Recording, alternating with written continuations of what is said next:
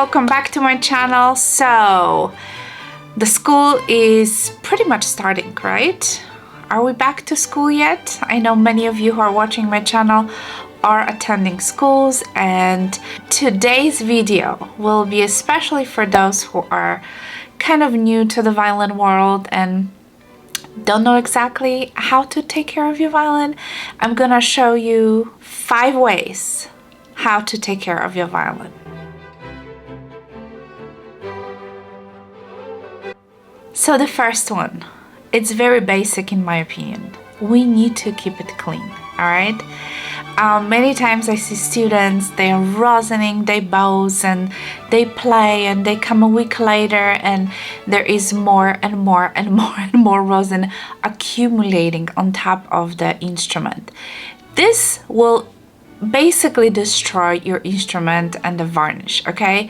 So when you play, when you rosin your bow and when you had your practice session or your, orchestra or your lessons, you have to clean your violin. And I know it sounds like a pain, but you just have to do it. I think I share with you many times that I like to use just a simple microfiber cloth. This is my favorite. This is from the Charm Music.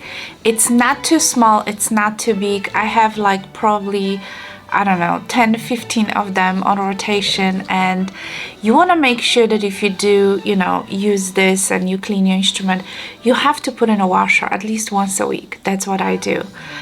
Make sure that, because this cloth will obviously grab all the rosin, all the dust, and if you keep just wiping and wiping and wiping, you basically start rubbing, the dirt against your instrument. So make sure that you do put these in a washer and dryer. It's nothing more simple. I also have a bigger one, but most of the time, to be honest with you, I like to use this one. Sometimes I put this one over my chin rest, when I practice. This one is from Johnson Strings, I believe, and this one is from Charm Music.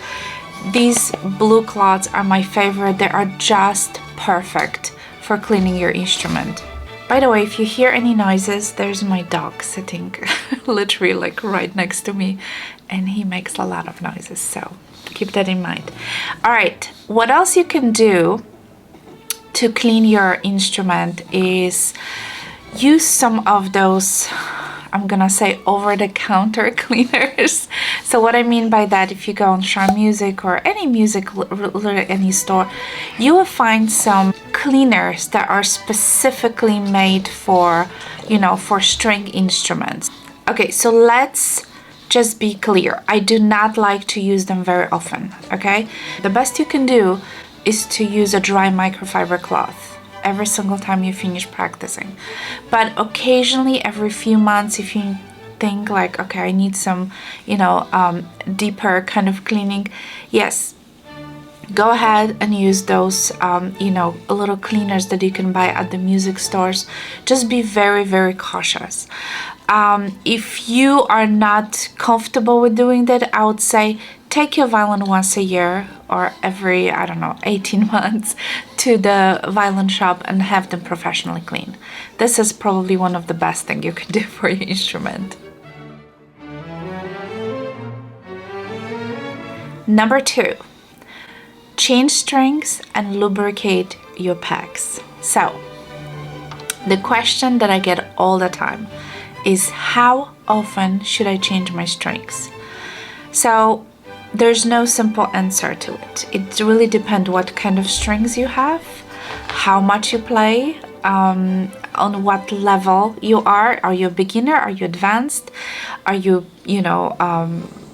intermediate? It's really difficult to say, but this is what I always say to my students. If you are a beginner, we're gonna change your strings, let's say maybe every 9 months or maybe once a year, the max, okay? If you are a beginner, like I'm really talking about beginner, when you become a little bit more advanced intermediate player, I would suggest to change your strings at least every 6 months. And I think it really depends what kind of strings you use. But in my opinion, even if you use the better ones like, the classic dominants, which I know they're a little bit pricey, but I think if you change them every 6 months, you're gonna be just so happy. Okay, yes, there are less expensive strings on the market that are good for students, but just keep in mind, I think like if you're intermediate going towards the advanced, you know, maybe if you even better and better, change them every 4 months. Before you change the strings, make sure that you lubricate your packs. There are so many different little pack soaps on the market. I think Hills & Sons is one of my favorite. This is the one I always have, and you just have to smear this little lipstick-like formula, you know, on your packs, and it will just give you such a smooth turn, and it really kind of lubricates, you know, the packs, and just it's gonna help you to, you know, to be able to move them and tune them without any problems. So I would highly recommend to get one of those Hills & Sons, you know, pack compounds. I think that's what I call them, because they are really, really a good product. All right, number 3, choose a good case. Now, I know that if you're buying a very beginner kind of violin, and the case that usually comes with this violin is kind of very inexpensive, and I would say those cases usually don't last longer than 1 year or even less. Those are usually a foam case, which I personally suggest to stay away from. I know they are inexpensive, and you know, lots of parents in the beginning think like, why should I spend so much money, you know? But I think it is important to have a decent case. I'm not saying that you have to run and get a Musafia case, because you know, this is obviously cost a lot of money. But if you are more serious about your instrument, if you are have more expensive instrument, I would highly suggest to get a case that it's made of wood. You know, there's a couple of layers of wood. So obviously Musafia, but Musafia are extremely expensive. They are also I believe it's called the American Case Company. They make some nice cases which are also wooden cases. These are my favorite. Basically the case that is made of wood. I know there is a lot of fiber cases on the market, and they are very popular, especially among the students, because they are very lightweight. They're fine, but they are not my super favorite. Okay, it really depends also where you live, what climate you live at. And you know, if you God forbid leave your violin in one of those bomb cases, you know, in the heat, you're literally gonna bake your instrument. Okay, and I'm not talking just about BAM. I'm not trying to trash the company. I personally have a BAM cases, you know, and I think they're great, but you just have to be careful, because those carbon fiber cases, you know, this is not a natural material, so there's really they are very kind of like tight, you know what I mean? There's really no breathing room in your instrument, so you have to be kind of careful, you know, because you don't want to bake your violin if God forbid you leave it somewhere, you know, in the hot spot. So yeah, my favorite are certainly the case they're made of wood. All right, number 4. You have to protect your instrument in the case. So make sure that the case that you pick has a suspension. It's incredibly important. And I know that some of those foam cases, they're relatively inexpensive. They don't always have any suspensions. I know the instrument that comes with those cases is not the best, but why would you want to have it? You know what I mean? So suspensions in a case, incredibly important. You can also wrap your violin, and I've personally seen a lot of people doing it. I'm gonna say 50-50. There's a percentage of the violinists that do wrap the violin in those little, I'm gonna show you, I have this one. It's like a little baggie, you know, that you can put your instrument in it, and you know, they can be made out of silk, and you know, there's a little string at the end that you can kind of close it. I've seen Midori in her case. She had something like this made of beautiful silk, and she always put her violin, you know, in this kind of baggie. I'm kind of 50-50 on it. Sometimes I do use it, sometimes I don't.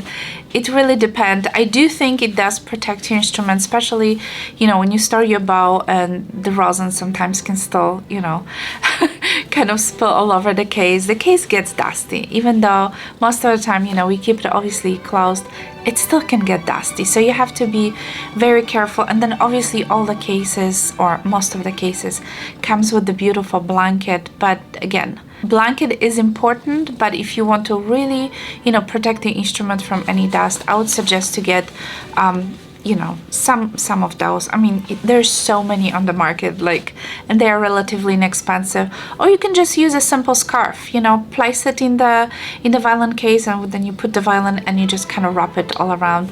This also helps. I think it's a great idea.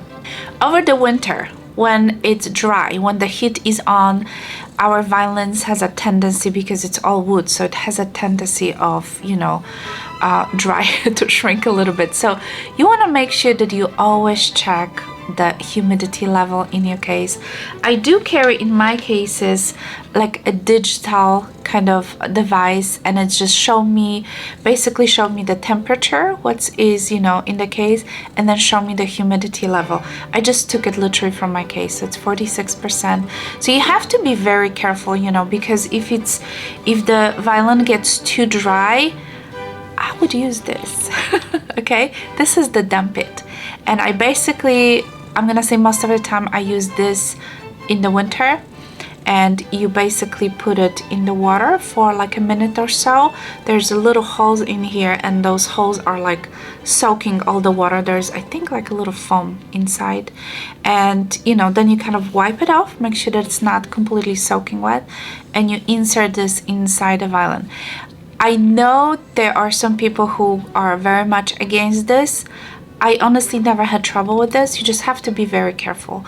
But I leave it for, you know, for a couple of hours, and this kind of evaporates, the water evaporates and moisturizes the wood inside. I think it's important. Some cases, like my Musafia cases, also comes with this little kind of built-in, humidifier inside. So I also soak this in the water and I just kind of stick it in the case. So again, the water as kind of evaporates, dries out, it's kind of, distribute around the violin. So I think it's incredibly important to have something like this, and especially if you have more, obviously expensive instrument that you want to take care of.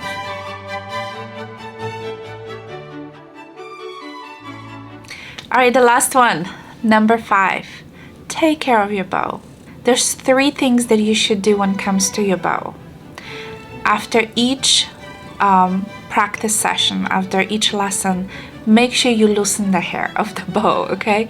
You do not want to store your bow in the case when your hair are completely tied up. That's a big no-no.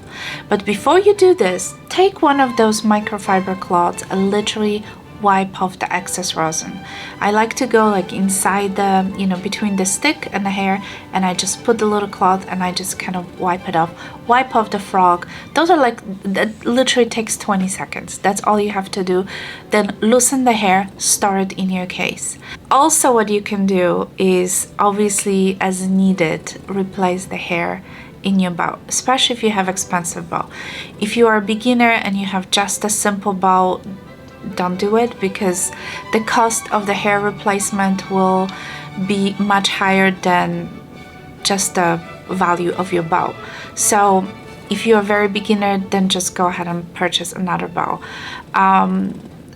We will talk about the bows in different video because that would be just too much. But if you do have a little bit more expensive bow, then obviously go ahead and as needed, replace the hair in the bow, because obviously this will affect your performance.